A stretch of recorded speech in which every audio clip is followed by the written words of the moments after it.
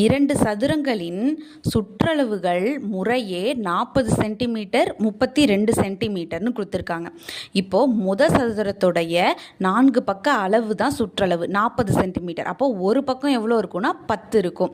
இப்போது சதுரத்தினுடைய பரப்பளவு ஃபார்முலா என்னென்னா a² யூனிட்ஸ். இப்போது a × a, அப்போது 10 × 10 100. இதான் ஸ்கொயரோட பரப்பளவு.